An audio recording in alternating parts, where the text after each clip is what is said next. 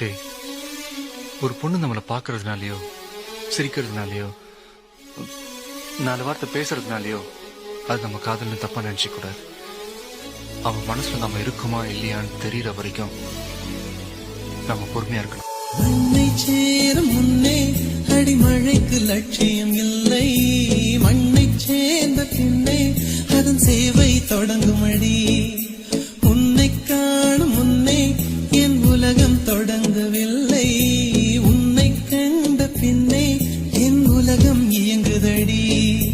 வானத்தில் ஏறியே மின்னல் பிடிக்கிறவன் பூக்களை பறிக்கவும் கைகள் நடுங்குகிறேன்.